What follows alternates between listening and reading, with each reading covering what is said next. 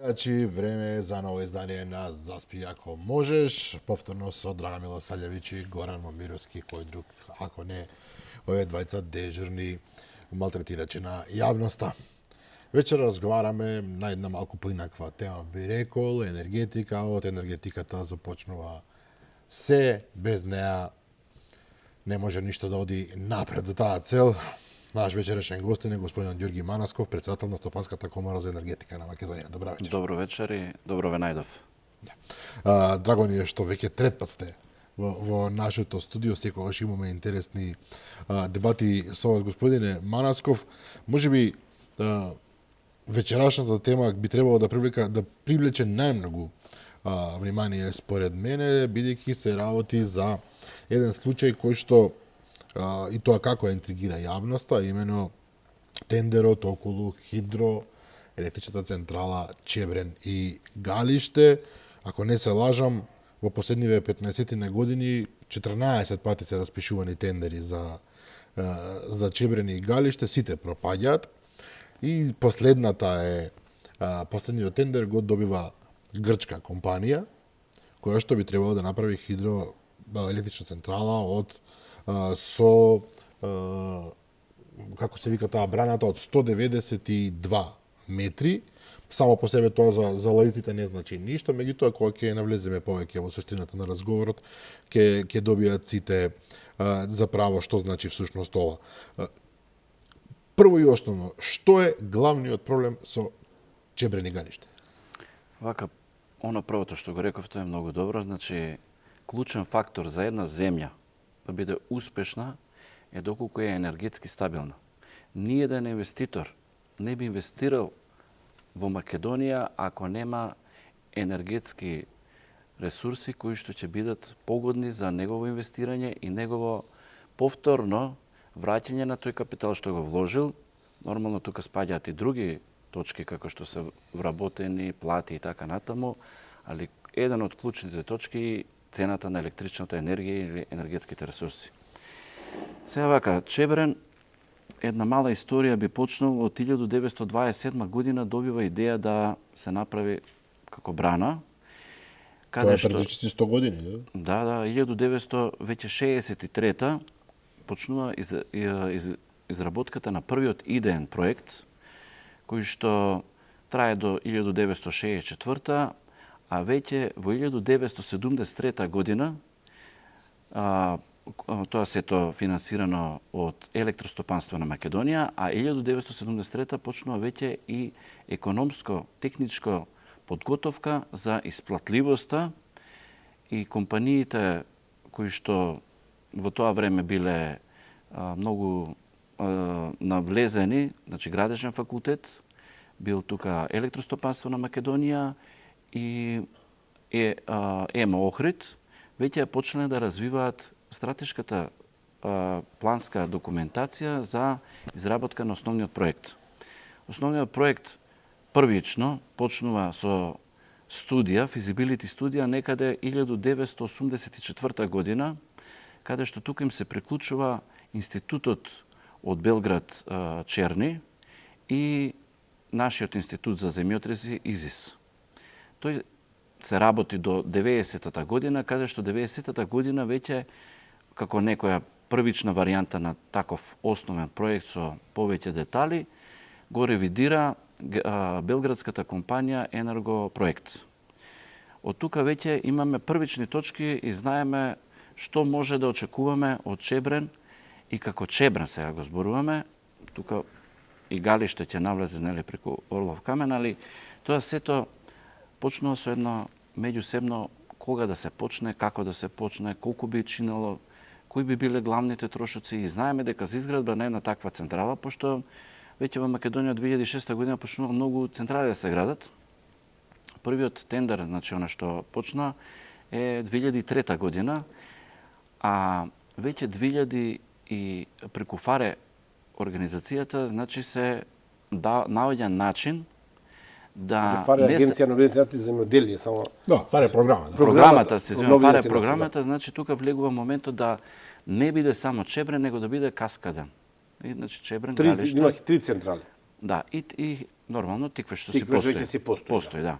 Тука се наоѓаат и моменти да не бидат Чебрен, Галиште и Тиквеш, него да има уште 3 помали како хидроцентрали, или сите тие варијанти веќе 2013 година се разводнуваат и се дава една можност на концесионери да учествуваат со собствени физибилити студија или идејни проекти, каде што се добија 11 решенија за најповолен начин за инвестирање на Чебрен, Галиште во тоа време. 2017 година веќе доаѓаме до момент веќе по-разработен, затоа и тие тендери паѓале толку време, затоа што владата никогаш не можела да даде свое решение, со тоа решение да се одлучи на која варијанта ќе биде најпогодна за државата, а воедно да не биде и во штета. Значи, главната цел за да не се дојде до штета е да се најде прав експертски, значи составен тим од лица кои што си ја знаат својата работа и да дадат најдобро решение за добивање на најдобри варијанти. Веќе имаше 23 решенија во 2017 година. Сега, ова што се случи последново што го гледаме како актуелна тема, е нешто што не беше ниедна од тие теми ни навлезено за да како тема. Значи, прво 60 години е период каде што една хидроцентрала веќе станува животниот век на една хидроцентрала е околу 40 до 50 години. Значи, после 50-та година таа е комплетна спремна за ремонт или комплетно ново треба да се превземе за да огромни пари треба да се фрлат за повторно се реконструира и да работи. Значи, при појавувањето на моментот, дали да биде Чебрен и Галиште, или само Чебрен, кој што, ако знаеме дека Тиквеш се наоѓа на надморска висина од 256 метри, нето кота, веќе Галиште се наоѓа на некои си 395, а Чебрен е веќе горе на 556. Тоа е една висинска разлика, каде што ако е една централа, или се две брани, мислам една брана или две брани, се појавува момент на напрегања при доколку е една, значи повеќе напрегање, колку е подлабоко езерото, акселните сили има поголем потисок и тоа линеарно расте, да мора таа брана да биде по-голем материјал, значи повеќе бетон се троши и повеќе треба да се заштити со фундаментот на темелите, али гледано, ако на оваа Чебрен, пример, едната брана биде 20 метра, другата 20 метра, кога би биле каскадно, нето падот на протокот на вода и добивање на моќноста е еднаква. Дали се две или е една само, а да ја заврши цела површина што треба. Али изведбата е многу поголема. Значи, за ова ако треба одреден материјал, да се таа брана изгради, значи материјал од бетон, арматура и така натаму, за да биде една, е потребно 4 такви брани да се направат. Значи, материјално е 4 пати повеќе.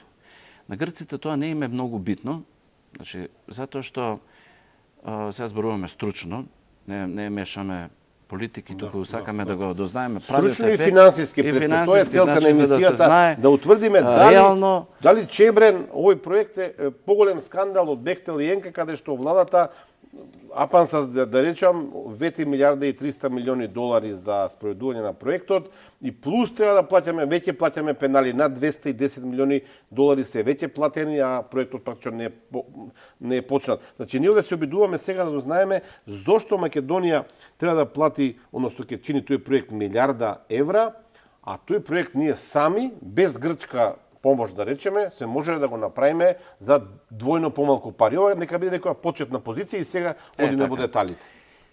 Сега доаѓаме до момент каде што додека се правиат тие проекти, секогаш доаѓаме до една вредност, пример висината на 548 мегавати што требаше да добиеме капацитет од тој проект на ХЕЦ Чебрен, имаме можност што ќе не чини 550 милиони евра. Ние сами, Македонија, да го сами направи... да се направиме, ќе не чини 550 милиони евра. Ние ако можеме за коридорот да потрошиме милиарди евра, а таа инвестиција ќе се врати после 200 години, да кажеме. Ако воопшто се врати. И воопшто дали ќе се врати.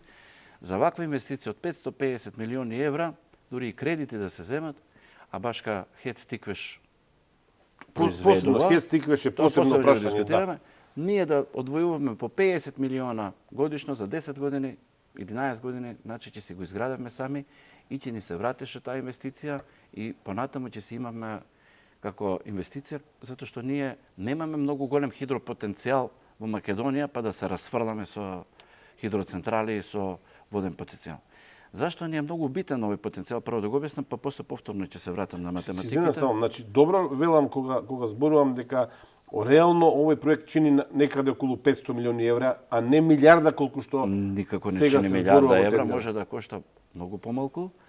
Значи 550 милиони евра ова е цена пред инфлацијата. Да ја ставиме и цената на инфлацијата, која што нели според Народна банка изнесе околу 25 до 30%, али да ги одземеме, пошто тој проект што беше 540 мегавати, а сега е 333 мегавати, значи намалена е моќност, а цената му е 1 милиарда, ќе пресметаме дека тие 333 мегавати и со пресметана инфлација не би требало да чини повеќе од 520 милиони евра, околу 500 до 520 милиони евра. Значи никој случај не може да чини 1 милиарда евра. Тука ако се земе во обзир дека Тиквеш ние го даваме. Гратис го даваме практично. Само што го даваме гратис. Него цената на струјата од Тиквеш е 53 евра за мегават. Во моментот гледаме. А на берза ќе требаат они, веднаш кога ќе го даваме од утре, да ни наплаќат по цена на берза која што во моментот се движи околу 100 до 110 евра. Но декември, јануари може да скокне до 500 евра. Така. Ако скокне до 500, значи ЕСМ сега ја дава на Евана, значи на по 53 евра за мегават. А ако скокне на 500, по која цена тогаш ние ќе имаме наредните 10 години цена на електрична енергија? Значи ова е една точка од нешто што никако не сме да се случи. Значи, веднаш од енергетска станува економска криза во државата и тоа веќе мораме добро да размислуваме како ќе се справиме со таа точка и таа економска криза, затоа што ние ќе бидеме приморани да таа цена ја плаќаме затоа што тоа стои во договорот. Така? Да, како што сега плаќаме за Бехтел и Енка. Затоа ги направиме паралела помеѓу овие два проекти. Сега, втората варијанта. Рековме дека прво е вода за пиење. Министерството за животна средина не во Македонија, него во цел свет. Водата е прво за пиење, па за наводнување, па таму на пето место е веќе водата се користи за производство на електрична енергија или во тој контекст за одредени активности. Што ќе направат грците? Таа акумулација, која што рековме ако бидат 2 хидроцентрали, а они имаат таа коцка, вишок за акумулирање на енергијата. А зашто оние оправдуваат? Демек потребно да акумулирате, имате количина на фотоволтаици и ќе треба да ја балансираме. Само се извинувам вака. Вие сте председател на комората, нели, за енергетика и ги знаете, работите со тоа, живеете со години. Најголем дел од нашите гледачи, па и ние малку не ги познаваме добро работите, чинам дека малку скокаме од тема на тема. Ајде, може ли да се вратиме назад? Сакам да кажам дека водата која што ја акумулираме, а Грција од секогаш има, поготово во северниот дел на Грција, недостаток на водните полења или солунско поле. Да, во текот на пролетта и летото, вода, по автоматизам ќе ја трошат за наводнување.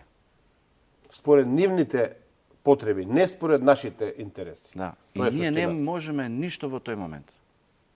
Значи, по ниједна причина не можеме да се побуниме, затоа што наводнувањето е на второ место после водата за пиење. Значи, таа акумулација можеме веќе да ја гледаме како акумулација која што може и да не ја добиеме. А тогаш станува вториот проблем кој е штетен за државата, да ние бидеме принудени во тој период да се набавуваме струја од надвор. И да ја плаќаме по берзански цени. Не само по берзански, него плаќаш и пенали плюс 50%. И пенали и транспорт. И транспорт и сите трошоци што се проследни. Значи, таа точка мора посебно да се нагласи што ќе се случи ако таа електрична енергија која што ние очекуваме да ја добиеме, а нема да ја добиеме, по автоматизам нема да ја добиеме. Имаме право, според тоа што го вели владата, ќе имаме право да откупуваме 33% од производството на електрична енергија, нели после 7-та година, кога се направи, ако биде за 7 години. Да, ама пак кој ќе купуваме, ќе мора да купуваме по цена од берзата. Али и колку ќе имаат производство ако таа вода ја користат за наводнување. Да. Ајде вака да почнеме. Се вратиме на почетокот. Имаме 3 теми. ХЕЦ Тиквеш, имаме фотоволтаици и првата тема да ја расчистиме околу цената. Од каде таа дискрепанца помеѓу 1 милиарда евра кој што се зборува сега за овој тендер што го добиваат грците и 500 или 520 милиони евра. Двојно е разликата. Значи, двојна разликата. А во исто време во потенциравте вие се добива за 1/3 помалку од тоа што претходните анализи покажувале дека може да даде овој енергетски систем. Значи, бројките што се добиваат. Значи, ние како проект, мислам, мојата компанија како проектантска и останатите проектантски компании, професори, што ни се колеги од градежен, електромашински, архитекти и така натаму, работиме само на докази. Значи, се што е доказ е прифатливо, све што не е доказ е само предпоставка.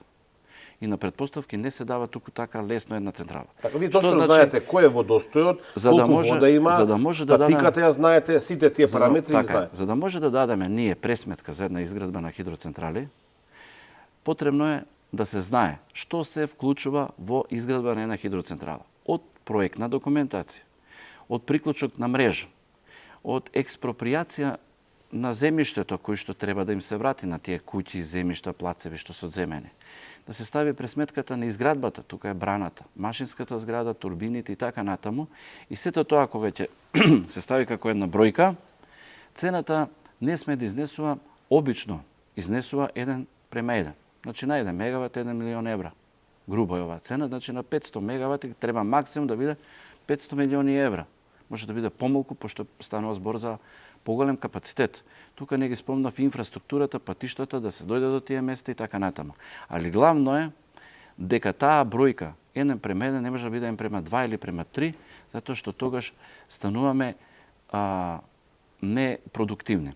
Значи, кога се правеа проектите, се правеа на основа на дали да иде договорот со јавно-приватно партнерство, склучување на владата да направи јавно-приватно партнерство со одреден инвеститор, или сами да се гради.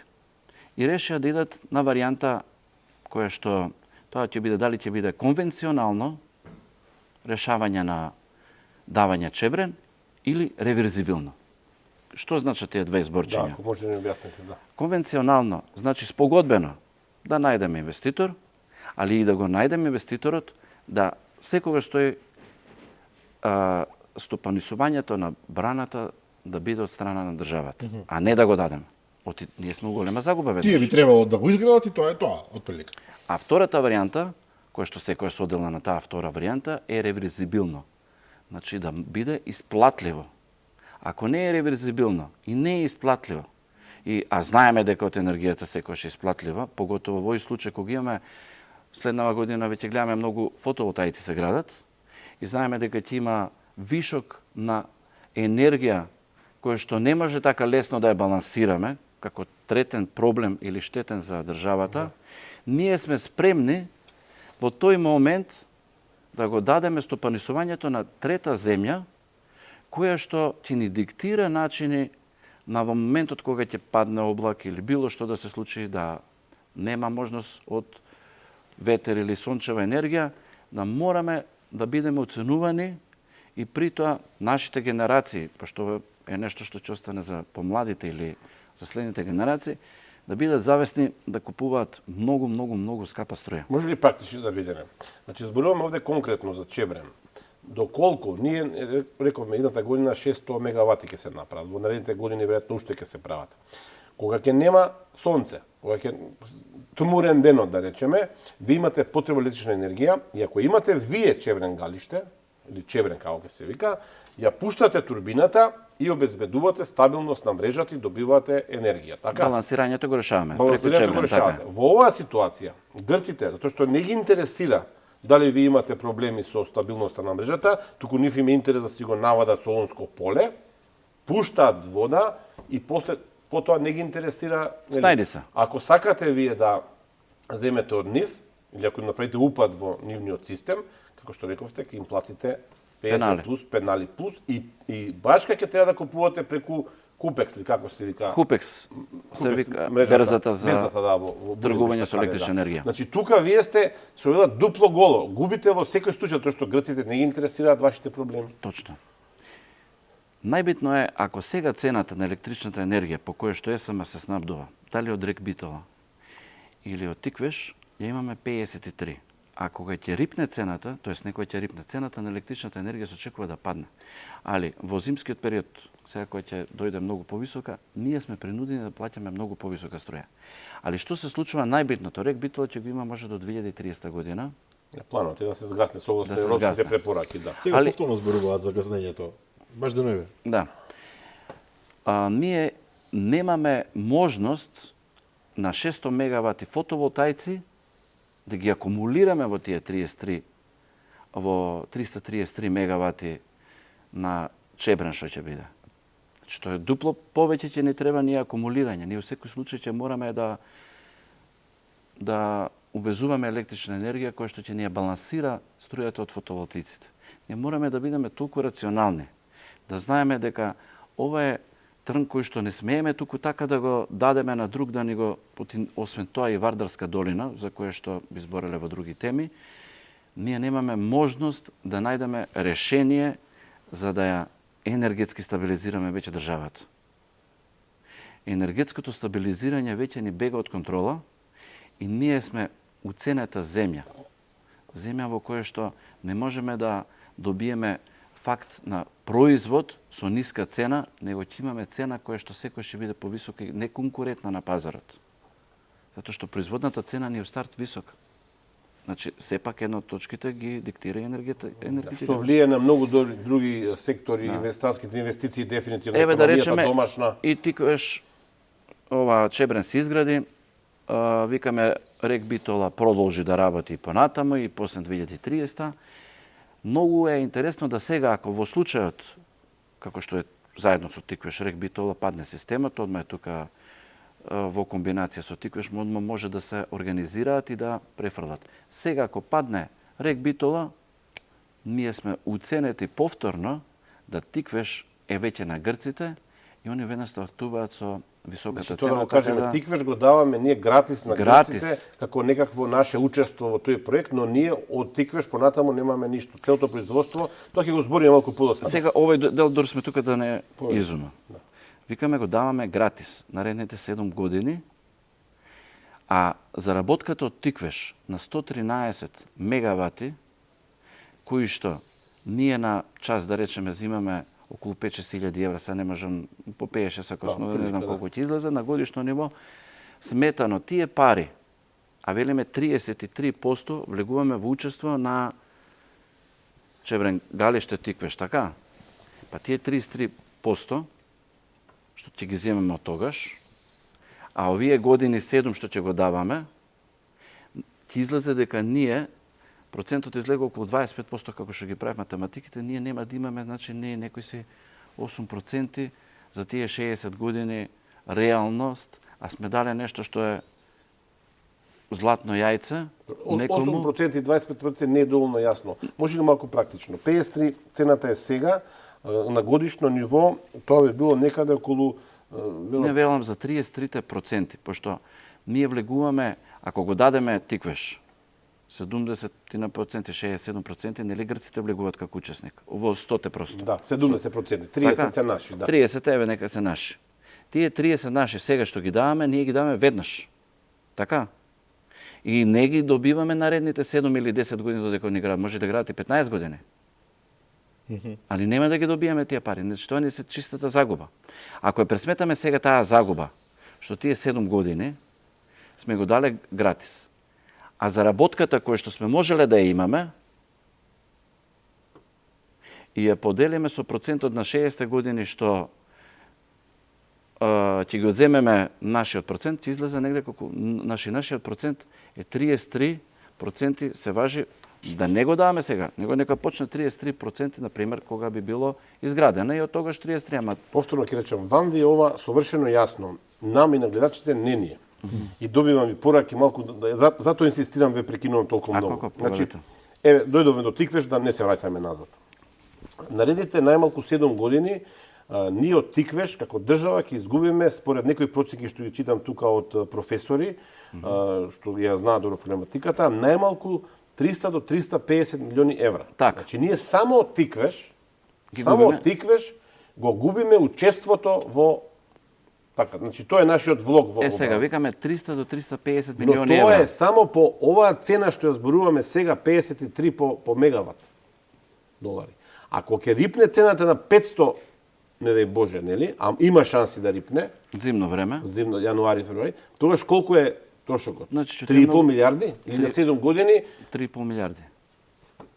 Како, тоа ми е суштината, како се случило да луѓето во владата кои што решаваат за овие проблеми не размислиле што губи Македонија и колка е всушност влогот? Тоа и беше целта. Значи, ние како Стопанска комора за енергетика, заедно со сите наши колеги, професори од сите факултети, сме постојано на укажување на овој проблем, да им кажеме дека владата не е меродавна. Значи, во владата има и правници, економисти, има све, али енергетичарите треба да си го работат, тоест стручните лица треба да си го работат овој дел. Значи, не треба ни, да не кажам сега, некој да не се најден во непријатна состојба, значи, тоа не е работа ни на парламентот, па собранието да одлучува.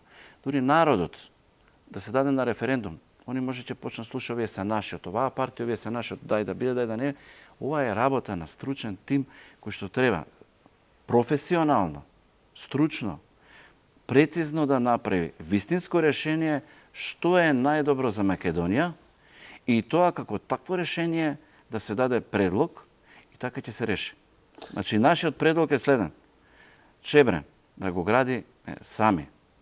Имаме можност, кредити се зимаат и инвестицијата можеме сами да се ја вратиме. До сега да дававме секоја година по 50 милиони, малку по малку, до сега ќе изградиме. Значи, за сите овие години и немаше да дискутираме.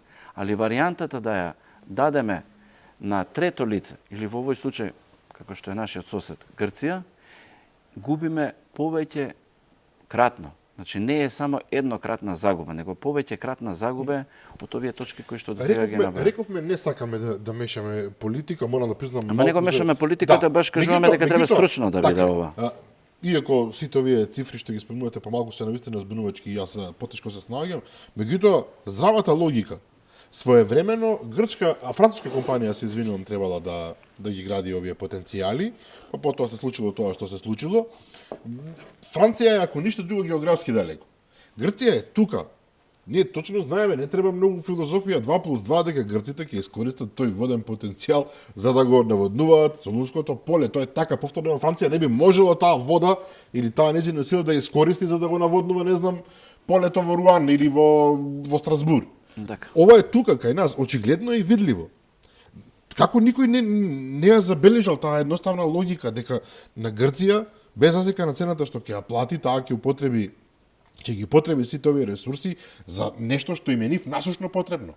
Грција има недостаток на води, има недостаток на таков потенцијал. Дури има недостаток во летните периоди на електрична енергија затоа што тој период им е многу полн со туризам, активираат клими и така натаму. Тоа е познато, тоа е криза која што во Грција се влече со децении. Така, тоа не е вчера. И не треба тоа некоја голема филозофија да се свати. И зошто некој повторно се согласил? А во исто време нема јаглен во северна Грција за нивните термоелектрани, така што грците со еден удар добиваат 5 работи. Да.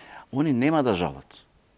Не знам која цена... Зошто да жалат кога добиваат златна кокошка? Златна кокошка, позлатна кокошка, тоа здраве. Значи, многу е жално ова што се случува.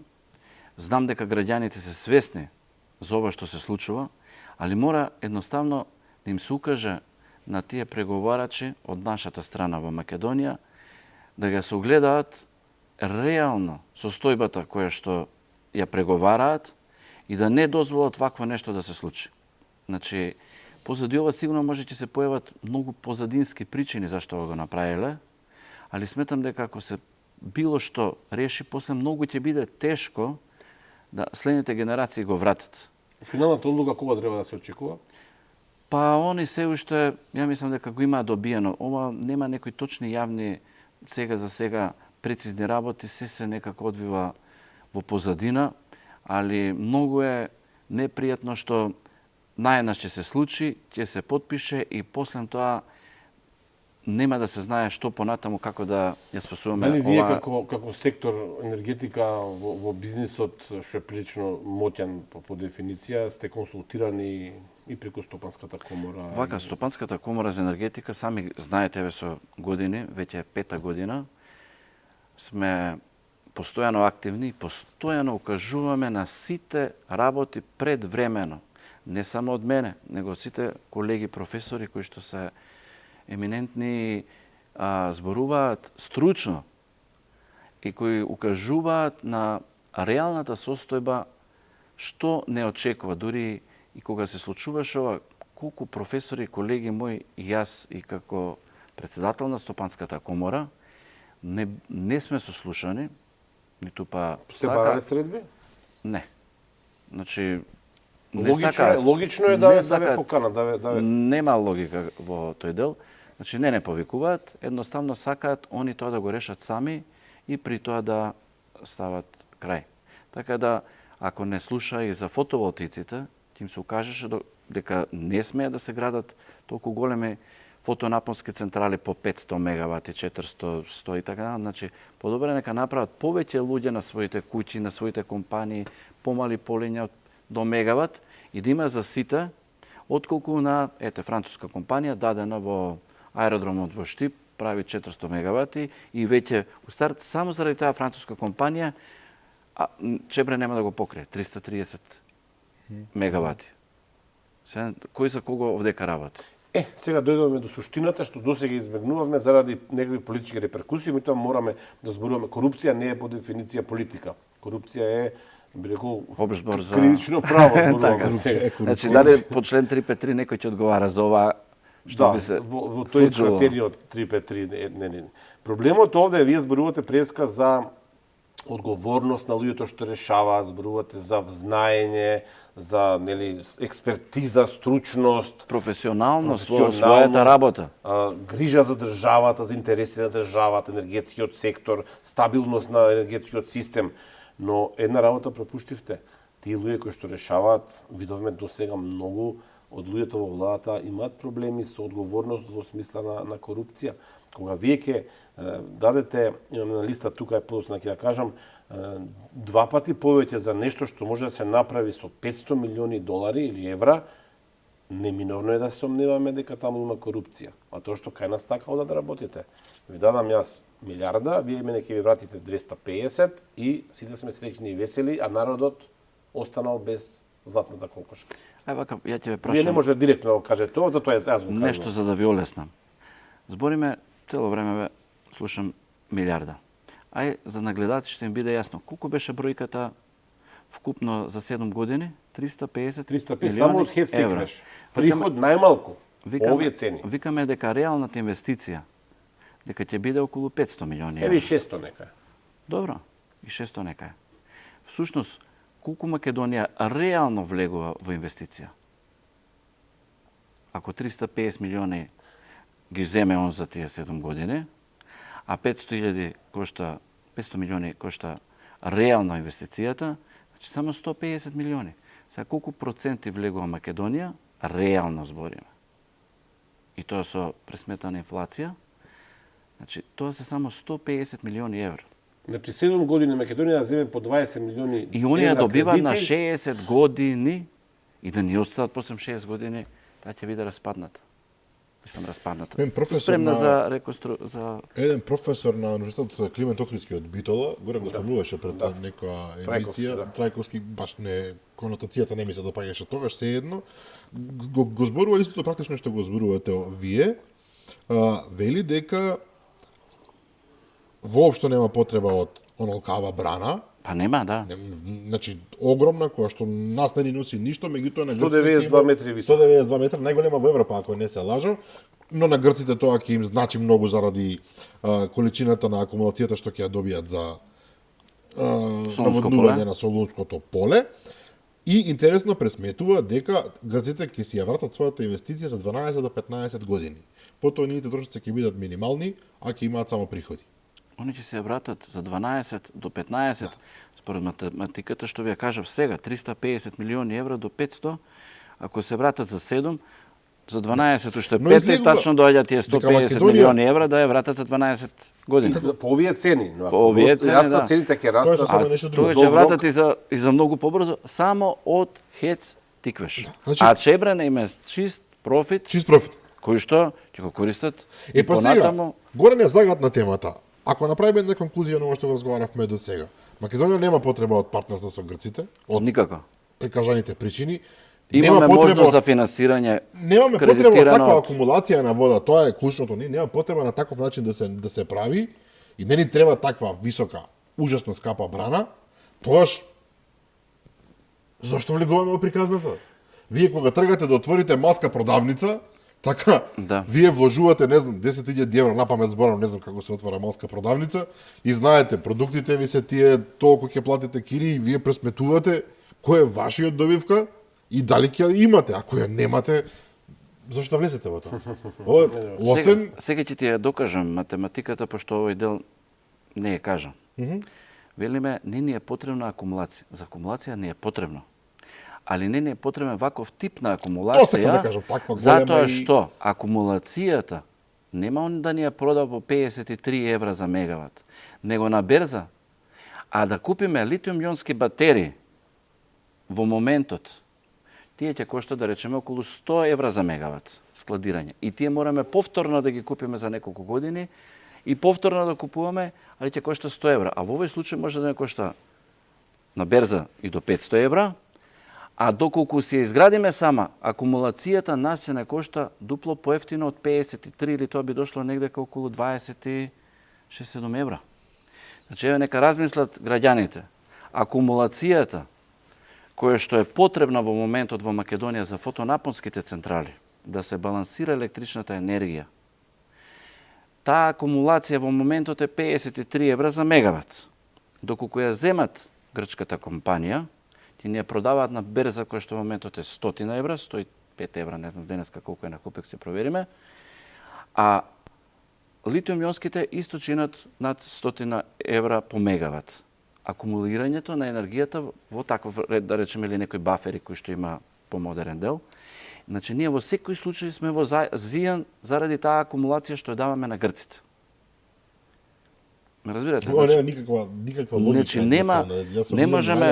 не можеме да дозволиме да се случи вакво нешто, не смееме да дозволиме, оти свесно навлегуваме во штета на штетата преку штета за уште поголем Да, во два наврата, и тука спомнувавме случајно можеби Горан при други разговори со гости, дека од владата велеа дека да, наша добивка ќе биде во тоа што Грција ќе мора да ни продава дел од таа струја.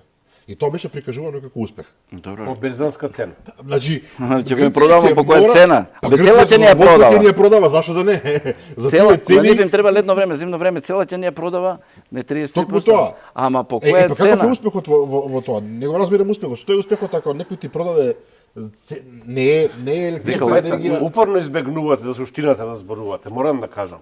Драган, успехот е тој што ќе земе некој 50, некој 100, некој 200 милиони евра. Овде затоа ние ја правиме емисија.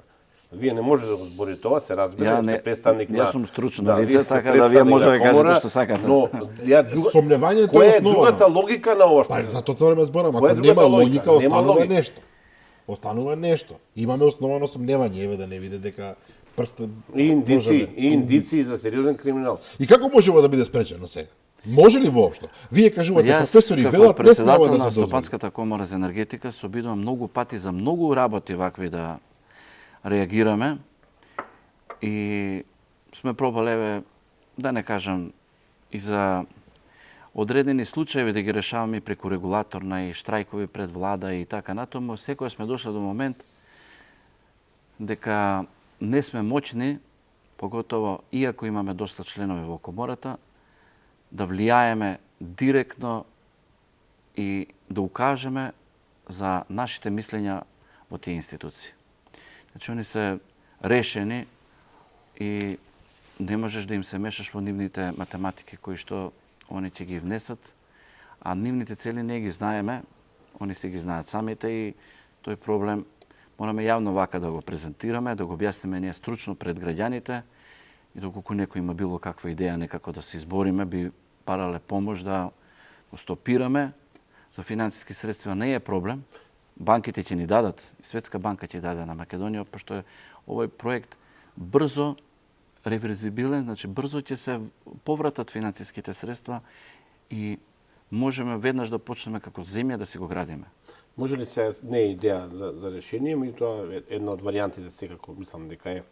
Реков им преска, само хет стиквеш 350 милиони евра, тука реално треба се додаде ремонт на секои 2 години, одржување, плати за луѓето, значи тоа се трошоци кои што ќе го намалат тој приход од 350, еве нека е на 250 милиони. Не може толку да е. Еве да речеме, еве 300 милиони евра. Сега како играме со бројки ве, ама еве 300. Ако земеме 50 плати или 100 плати, 100 вработени. Секој нека зема по 500 евра. Добро, не ги знаеме бројките. 5000 евра. 50.000 помножено со 12 месеци, тоа ти се 6 милиони.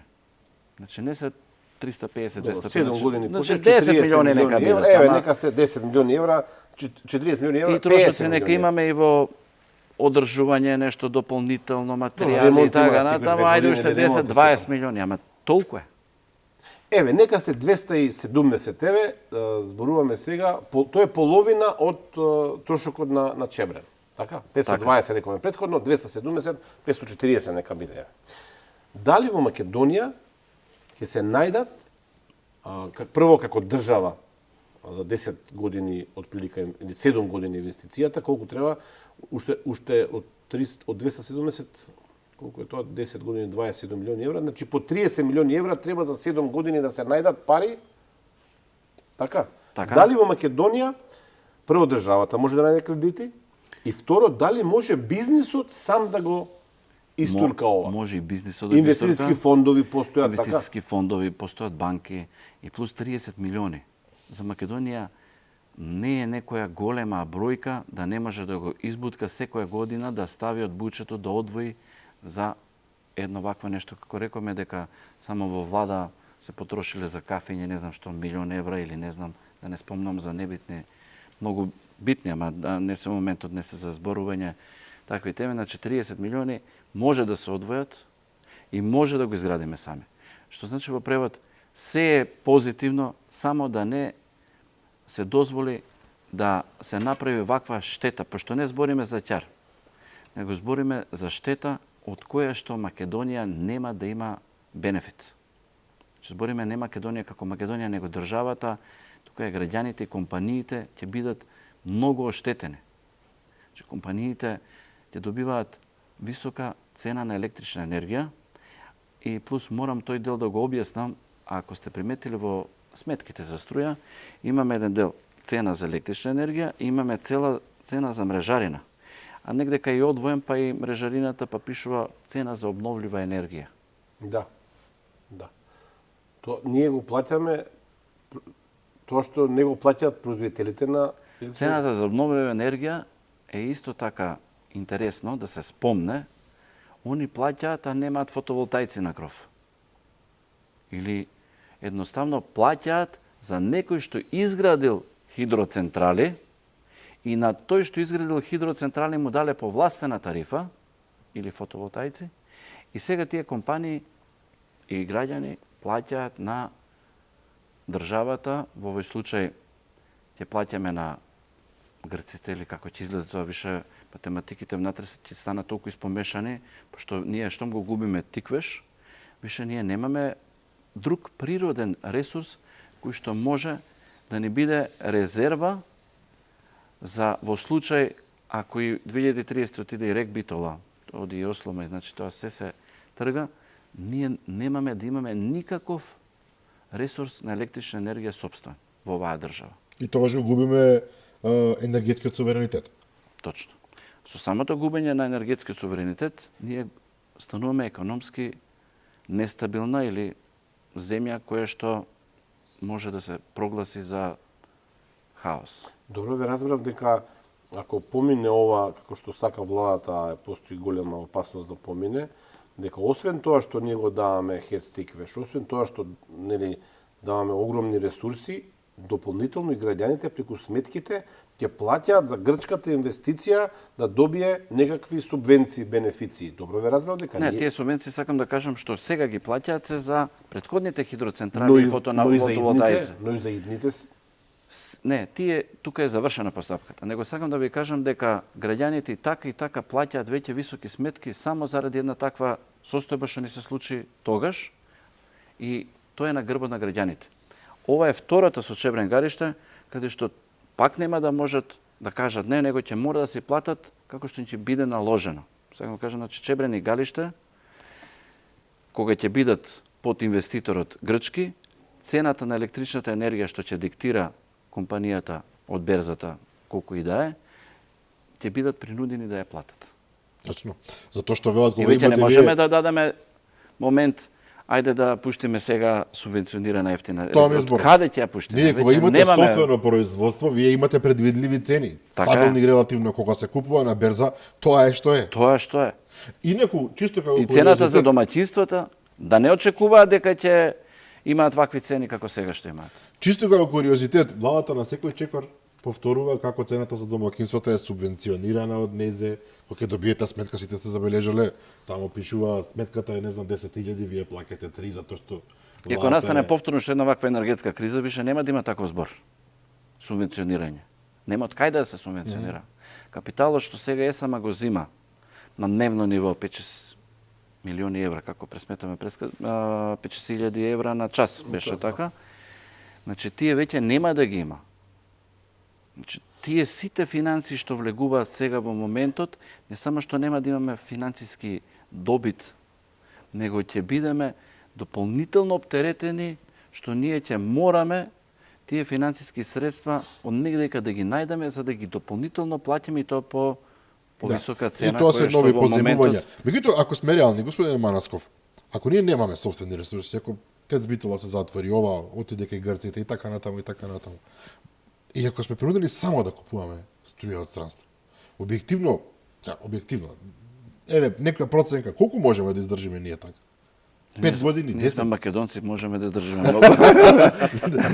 Можеме да издржиме. Меѓутоа, реално, колку време државата може да издржи? Ги издржиме ние, и лани издржавме. Прашањето е... Ова не е една година горни, за 10 години ќе биде потребно, за 20. ТЕЦ Неготино не се преориентира на газ. Мазот. Прашањето е колку ќе издржиме ние во таква еколошка средина. Тоа е второ прашање. Знаете дека пред неколку години се расипа машината за мерење на загадувањето на воздухот во Битола, во Пелагонија.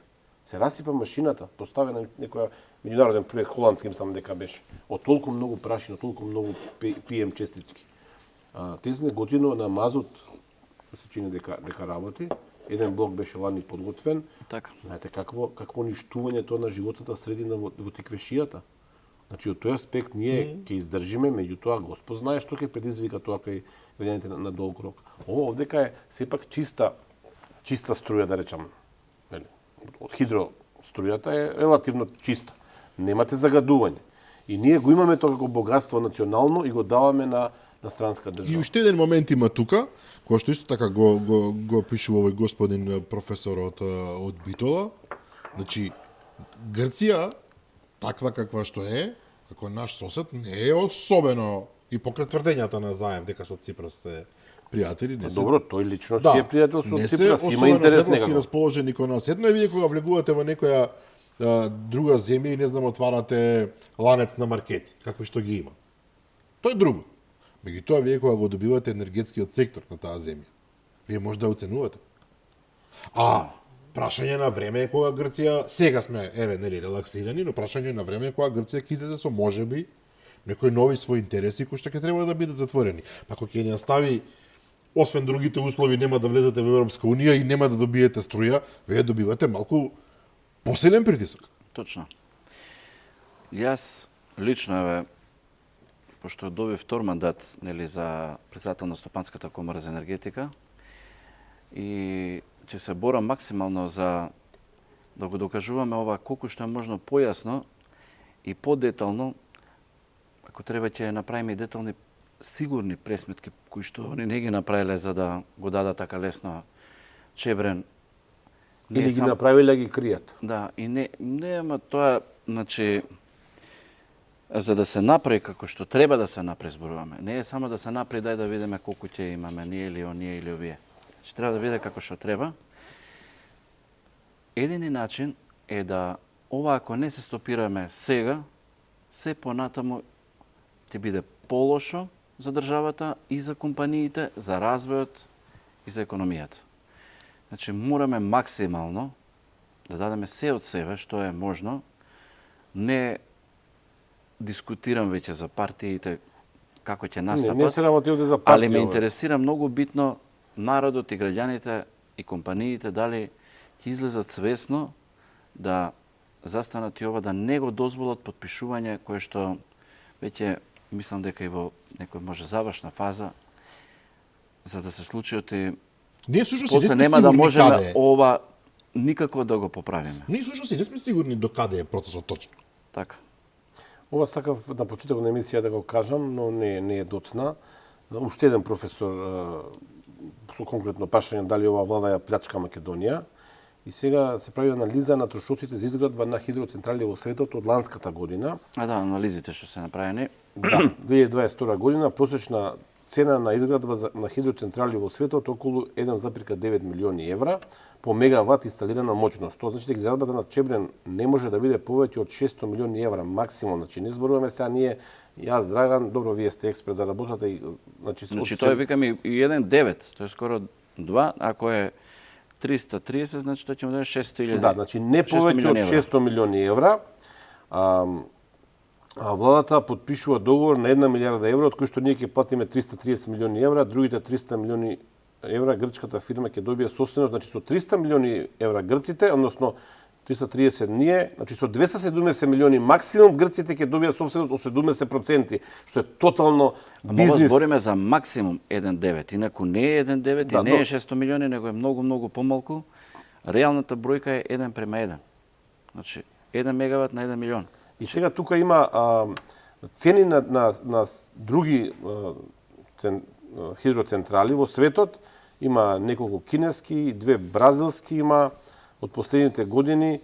Значи, зборуваме извори се сериозни меѓународни институции кои што се занимаваат со проценка, не е ова некоја наша лична. Не, стручно значи, се зборуваме кажеме.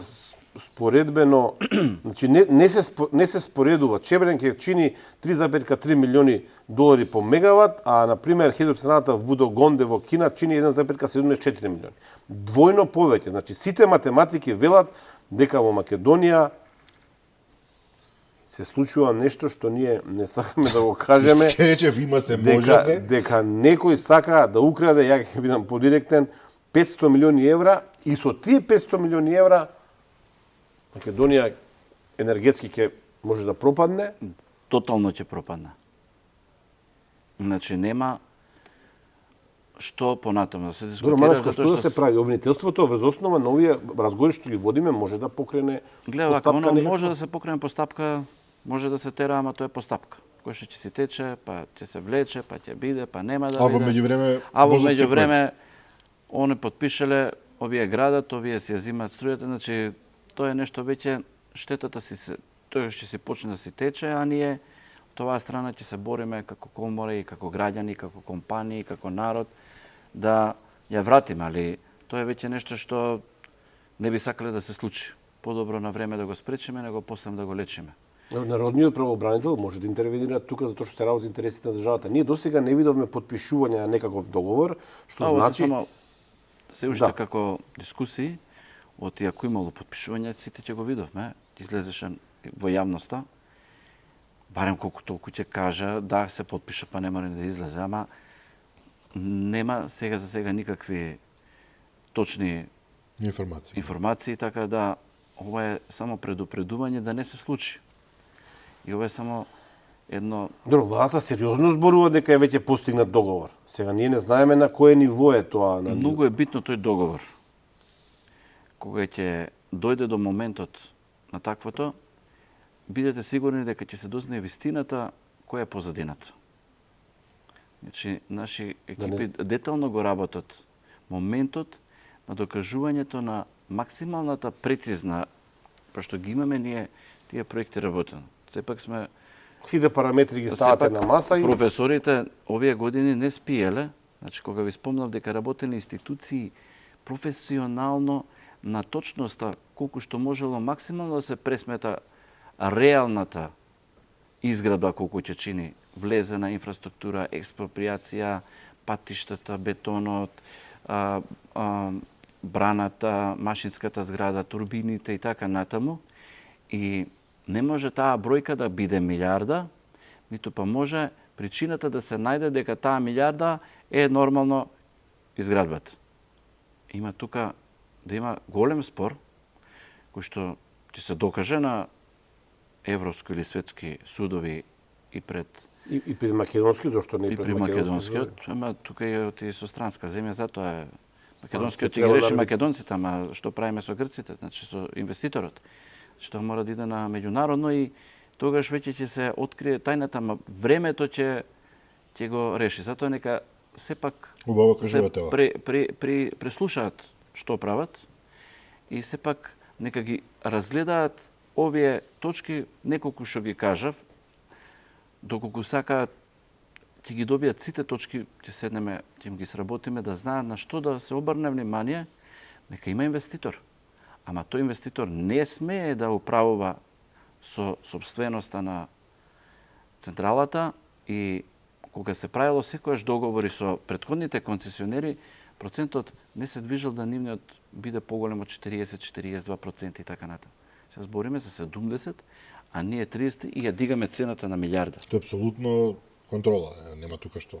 Нема логика. Мислите дека во владата не направиле соодветна процентна... Ајде ако направила, нека каже со кои професори направила, со кои колеги направила, ние ќе се собереме сите и од Машинскиот електро, и од Градежан, од сите универзитети. Да и ќе седнеме и ќе разговараме со тие што го правеле, да видиме како они го пресметале тоа. Договорот Бехтел-Ленка се уште е таен, се уште не го знаеме. Па све е тајно. Кај нас, знаеш, и со Евана, и со ова е тајно, и со она е тајно. Затоа ви велам. Јас сум од тој сектор кај што се борам да ги рачистиме работите и да не дозволиме да одиме понатаму со штетни договори. Ѓорги Манасков, председател на Стопанската комора за енергетика на Македонија, многу интересен, но мора да признам многу тежок разговор. Имаме уште прашања за вас, меѓутоа сега следат кратките вести на Алфа, а потоа се враќаме во студиото.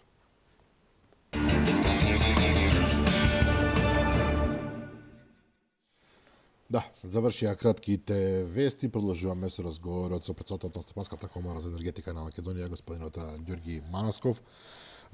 Верувам дека на сите вас е многу интересна темата, иако морам да признаам комплицирана, тешка, мора да се следи со голема внимателност доколку сакате да дојдете до заклучоци кои што ќе бидат корисни за сите вас.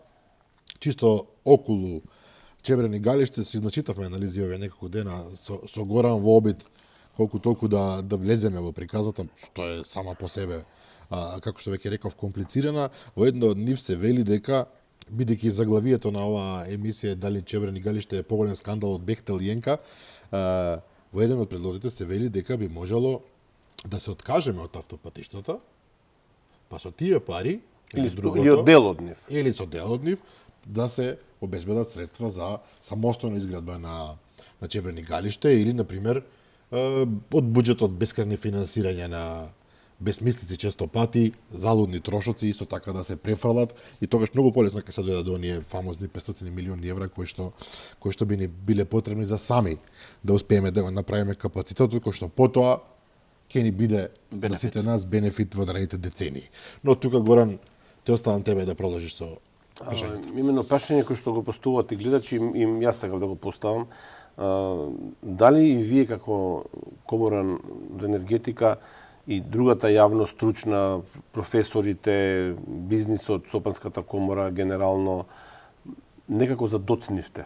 Дали може би требаше да се реагира порано кога се објави тендерот за Чебрен Галиште, затоа што и тогаш овие податоци биле јавни, или може би не очекувавте дека после 14 пропаднати тендери сега ќе дојде до една ваква шокантна информација дека 1 милиарда евра ќе чини тој проект, кој што реално чини половина. Да, значи реално гледано очекувањата се тоа што е реалното и дека ние ни у еден случај не помислиме дека они ќе стават таква сума.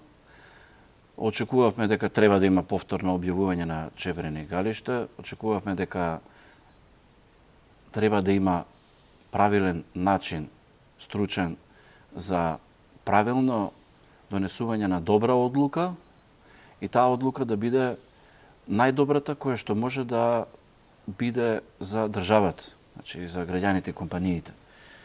Тука би го спомнал, само не би се многу разлекувал во таа тема, пак би ги спомнал изградбата на фотоволтаиците и балансирањето на фотоволтаиците, каде што дневната користење на сонцето и производството на електрична енергија од фотоволтаици, еве и да речеме од ветерниците, би успеале да ги пренасочиме во пумпите кои што би можеле да ги искористиме, нели, кога би се изградил Чебрен и го имаме Тиквеш, да дневната електрична енергија произведена од сонцето со фотоволтаици ја враќаат, при тоа со самото враќање навечер или во денот кога ќе не имаме потреба, само тогаш ја користиме електричната енергија произведена од хидроцентралите и балансирањето би си го направиле толку убаво домаќински да тој момент би бил идеален со ова сега што се случува, само да не се претерува со толку нагли изградби на големи фотонапонски централи. Ако ми дозволите сега, ќе мора малце да го објаснам за граѓаните. Значи, Македонија практично со оваа ситуација се откажува од можности прво да заработи и второ да се контролира енергетската стабилност. Што значи тоа? Централата работи, хидроцентралата, а вие дали во близина или не е битно каде, носите електричната енергија произведена од фотоволтаици, споменаме таа француска инвестиција во Штип, ја носите до пумпите во близина на централата и водата која што истекува од централата ја враќате назад повторно, значи тоа зборуваме сега кога е ефтина нели струјата. Тоа го збориме сликовито за да биде разбрана. Да. Ја враќате назад и ја пуштате повторно таа иста вода низ турбините кога е струјата најскапа. Точно. И вие така практично заработувате и правите еден перпетумобилен систем, да речам, ајде се модифициран. И тој таков вид на систем е најпогоден во овој момент во кој што се наоѓаме.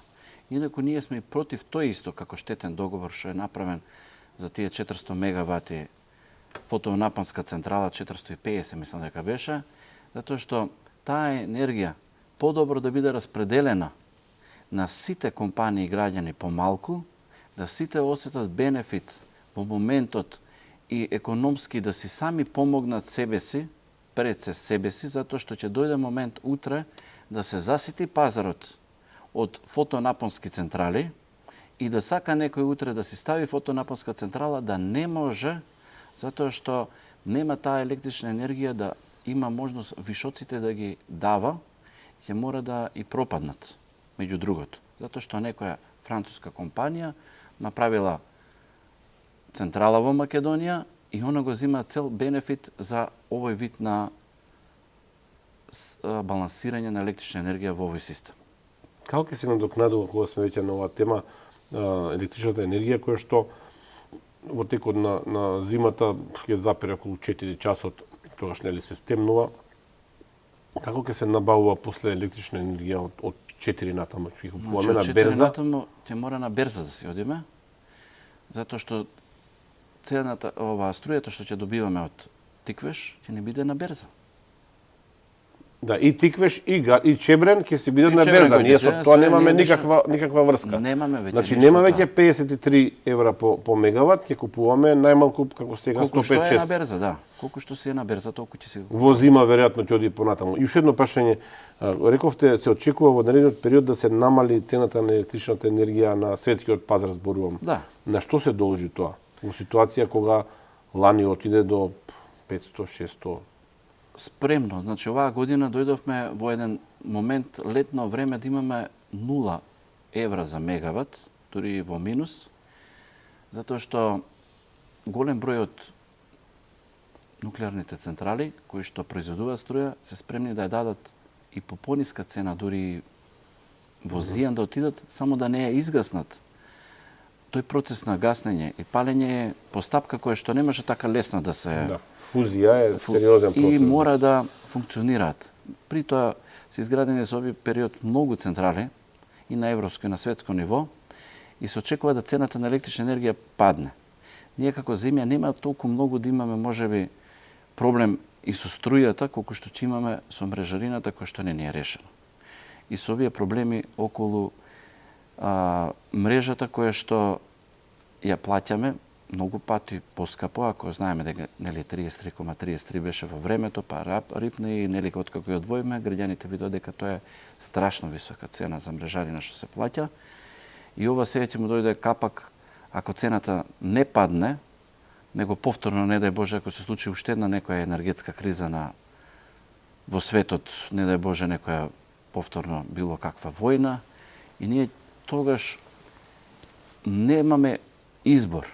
Значи, тоа е тоа.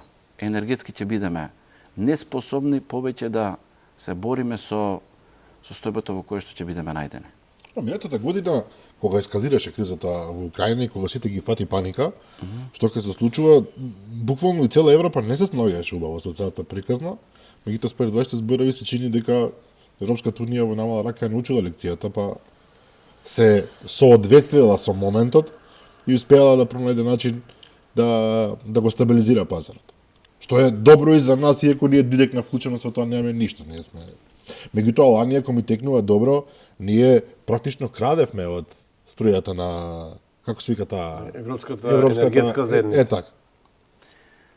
Има ли консеквенција тоа? Некако остана тоа, се зборуваше за таа работа, дека ние не смееме да го правиме, тоа не предупредува. Овака, они не е предупредува, ние си ги плаќаме пеналите. Си плаќаме пенали. Значи, не може да остане во Европска унија нешто не наплатено. Значи, све што сме направиле како грешка, тие грешки се сокрија, ама се платија. Народот може не е известен, али не може према Европската унија да не наплатиме или према Брисел, Европската комисија си има ред, си знае точно колку како што се случува и тоа си тече, пеналите се платија и се си функционира понатаму без никакви надокнати. Затоа што ако се кажеше дека тоа што го направи оваа влада е направено лошо, тогаш се зборат сами за себе. Значи, сами они направиле лошо. И затоа мораше да помине така. Они направиле лошо, а ние плаќаме. А ние се плаќаме. Да ве прашам уште нешто, има најава дека од декември владата повторно ќе ја врати ефтината струја, ефтината тарифа во текот на денот од 2 до 4 или 2 до 3, не знам точно. Така беше, да. Од каде? Вака сега да ви кажам, за ефтината струја. Ефтината струја, ако се сеќавате уште пред да биде евана, си постоеше саат и си имаше ефтина струја, скапа струја. Да. Сега се случија повторно, да не кажам, манипулации со тој систем, со цел да не може да се вклучи ефтина струја и морале да се сменат мерни броила, па не можеа до септември, ветија до септември, па ајде до нова година да се врати. Како што го исклучија во еден ден, да нема ефтина струја, можеа повторно да го вклучат и да имаме ефтина струја. Целта беше да се заработи во моментот додека се може. Отимерните броила беа само причина да се каже, а не и дека реално мерните броила додека не се сменат, нема да има ефтина струја. Значи, тука нема никакво оправдување. Оваа тема има многу пати дискутирано и во јавноста и може веднаш, во истиот минут, кога одлучи владата, во истиот минут они веднаш да ги пуштат. Ефтината струја треба да се пушти веќе, а и да се пушти, тоа ќе биде минимално. Значи, цената знаеме дека на електричната енергија имаше данок од 5%, па го дигна на 10% и го вратија на 18%. И сега, откако го вратија, очекуваат некој поврат на тие финанси во буџетот и така натаму, така да сега сакаат малкуцка тој баланс да го нормализираат и негде кај нова година веќе реално има можности да по нашите пресметки да реално го пуштат Но што значи тоа за обичниот граѓанин? Кој еден час во денот имате ефтина струја? Многу значи. Многу значи за еден граѓанин кој што дома со овие примања кои што ги имаме во Македонија, да знае точно кога да си одвои, да заштеди, да уклучи машина за перење или за да готви во тој еден час, да бањање, бољери и така натаму. И они веќе не се во можност да издржат ваква енергетска нестабилност и економска. Голем дел од народот знаете дека заминува од државата.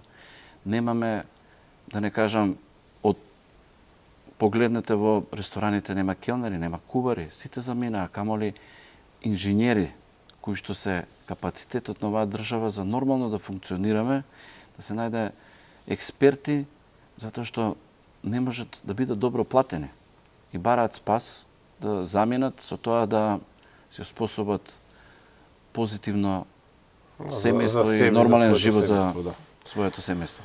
Добро, дојдеме полека до крајот на оваа повторно ќе речам многу тешка емисија. Темата е навистина комплицирана, меѓутоа корисна за сите. Така. Господине Ѓури Манаско, ви благодариме за вечерашното гостување. Ви благодарам и вам што ме повикавте и тука сме во секое време. Така. Почитувани гледачи, тоа беше се за вечерва. Утре во 15 часот е репризното издание на оваа емисија. Велам утре, бидејќи се уште не е полнок. А утре вечер во 22:30 повторно ќе ви се јавиме јас и Горан Момировски со нови гости. До тогаш пријатно.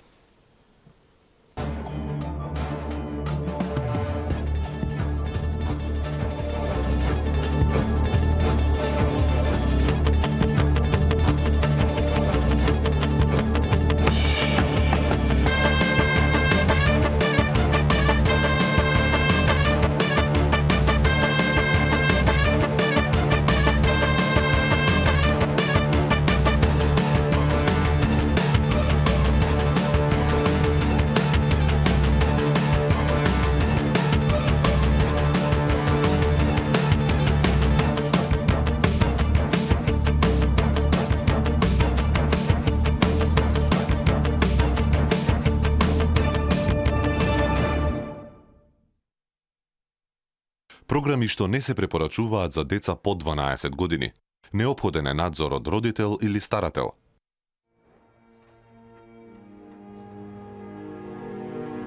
Let me tell you a story